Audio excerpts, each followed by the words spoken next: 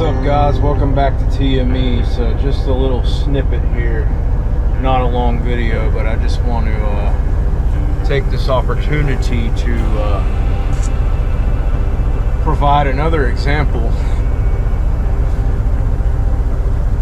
of, you know, when they say flatbedders don't back up. Yeah, they're pretty much full of it. Look at where I am.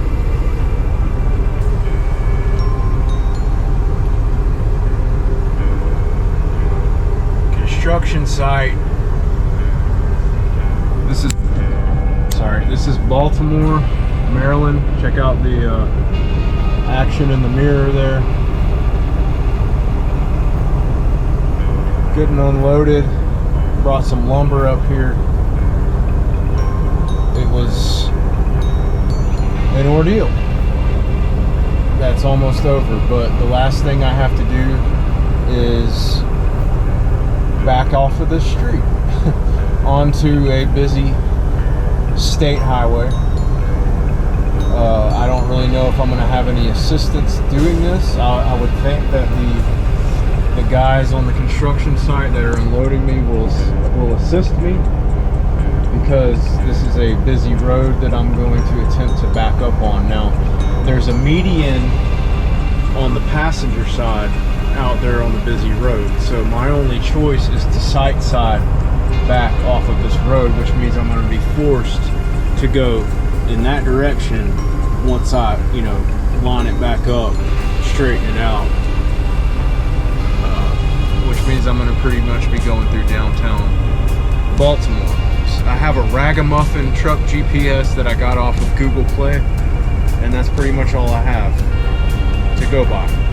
So I have to head over about 8 miles east to go get some more of those dang rocks after this, and I'm going to take them all the way down to Oneonta, Alabama, which is like northeast of Birmingham off of I-59. We're going to attempt to do this. As I said, I hope that they will assist me. If they won't assist me, then I'm not going to attempt to do it until they do assist me, because I'm not just going to back up on this road. It's too dang busy, and I'm going to need a lot of space. And I just want to put the camera on the back of the truck so that you can see what I do. And, you know, if there are any people out there that refuse to yield to me backing up onto the road, I'll get it on camera for insurance purposes.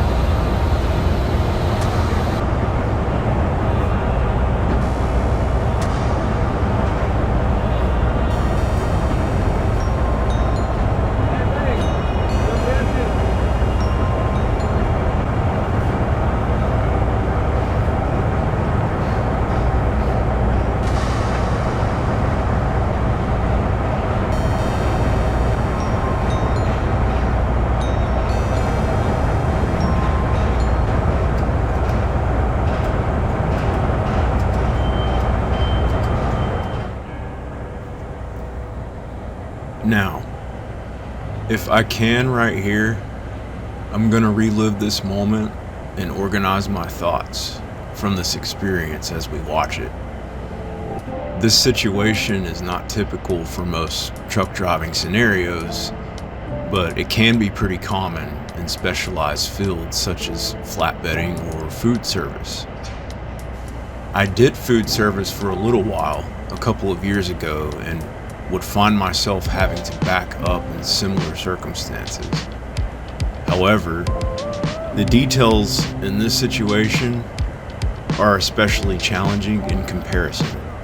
For example, most food service drivers use day cabs, which drastically improve visibility over on the blind side or passenger side of the truck. Also, a lot of food service carriers use shorter trailers for this specific reason. You will typically see them hauling 36 footers or 28 footers. When I did it, I hauled a 45-foot reefer. But as you can see, I'm in a sleeper, trying to blindside back around a corner on a busy road in downtown bustling Baltimore. Yes, it is true that my trailer has no walls and therefore my visibility is improved. But you have to keep in mind that when you are blindside backing in a sleeper, you cannot see the back of your trailer or where it's going. The solution to this is to have spotters watch it for you. These guys were great and very patient with me considering the circumstances. However, they are not truck drivers, and there were a few things that they just didn't seem to understand at first. Now, here's a bird's eye view of where I am at. I'm backing out of this alleyway onto this road. There are a few things I want to point out here. First of all, notice the median right here. Notice the corner here. We've got a sidewalk with transformers and a stop sign on the corner. They were under the impression that I would be able to just hook it tight enough to back right up into this lane. Therefore, they had only intended on stopping traffic on this side of the road. But because of this corner and the previously mentioned obstacles, this was not possible. As soon as I realized they weren't stopping traffic on the other side, I immediately got out and explained to them what I was going to have to do. In a situation this stressful, it's important to stay calm and not get frustrated, especially at the people that are trying to help you. At this point, I was a little agitated because the entire time I was expecting to back out onto the site side of the street. I even mentioned this to you guys earlier. When I realized that traffic control was prohibiting me from leaving in this direction, it changed everything, including my route to get to my next pickup. But anyway, they were kind enough to stop traffic on both sides after I explained to them what I had to do. Keep in mind that flatbed trailers have separated axles. Even though my trailer is only 48 feet, that rear axle is fixed in the very back. And because of this, the offset is much greater and it takes more space to get the trailer to react to the angle in which you're attempting to position it at. It's basically the equivalent of having your tandem set at the 48-foot mark on a van trailer. Again, because I had limited space for the front of my tractor at the corner of the road, I had to make my cut at a shallow angle. My goal was to get the back of my trailer in between the median and these parallel parked vehicles. But the fact that I couldn't see my trailer made this extra challenging and forced me to take it back very slowly. Despite my attempt, I still managed to come up on that median slightly. As soon as I realized what was happening, I decided to back up only enough to give myself the necessary space to straighten the tractor back out. Now, I'm grateful for the help that I got, and I'm thankful for the traffic that stopped and patiently waited on me to pull this off. I'm glad that I got through this ordeal and that it's over. But when I have to do it again, I will use this experience as a learning curve. Next time, I will make sure that there's a clear understanding of what I'm going to do and how I'm going to do it. If there had been better communication with the job site on specific instructions for entering and exiting the area, I would have been better prepared for the necessary steps to back out. Common practice would obviously be to avoid blindside backing in a sleeper. Also, by looking at this median, common sense would tell you that you need to back up on the site side.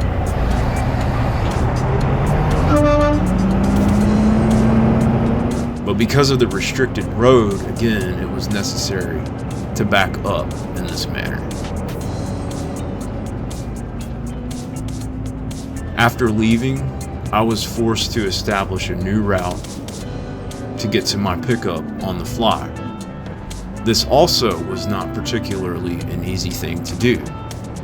Downtown areas with complex road systems are not a place where you want to get experimental with routing. Often, there are very specific routes that trucks are to adhere to. This also is a situation that should be avoided, but is not always possible. It's important to trip plan your routes and know exactly which roads you will use. But there is no guarantee that your plan won't fail somewhere along the way. When it does, again, use the situation as a learning curve.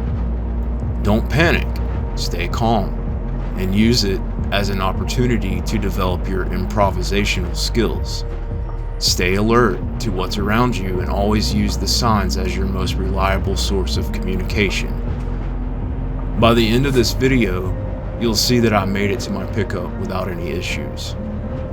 But while we're on the way, I wanted to take this opportunity to respond to all of the reactions from my previous video entitled, "So, I Got Fired." I want to express my gratitude for the support that all of you have offered to me by leaving your comments, whether positive or negative. Thanks for watching it and for leaving your opinions. If there is one thing I would love to establish on this YouTube channel, it's good communication with the people who actually watch my content. I'm not aiming to develop groundbreaking entertainment or scripted and talentedly directed films. I am actually trying to provide real, raw, unscripted life as I live it. I want to expose the true nature of what trucking actually is without sugarcoating any of it. I also want to strive to keep a good, positive outlook while doing so. Fact is, there is a lot of negativity that comes along with the trade, and it impacts you on a daily basis. But the more you can learn to handle your emotions and judgment with wisdom and let said negativity roll off of you, the stronger your will becomes to provide what it takes to do the job. Fact is, despite the heavy nature of this industry and its impact on you emotionally, mentally, and physically, at the end of the day, we are still professionals. We were hired to be a professional in all that we do. Despite what anyone has said to me about my current situation, whether it be positive encouragement and reinforcement to help strengthen me, or negative judgment and imposing shame through ridicule, one thing remains. I have learned from my mistake and owned it. In fact, owning it was the one choice that has helped me continue to push myself forward. This past month has been extremely difficult for me. Taking and adjusting to this new job has been one of the most transitional moments of my life thus far. I have been forced to abandon nearly all of my comfort and familiarity in order to move on with my life. So far, it's really helping me overcome some of my personal flaws and issues. The fact that all of you care enough to encourage me is also really making a difference as well. So, thank you, all of you. Until next time, I'll see you on the road. Thanks for watching TME.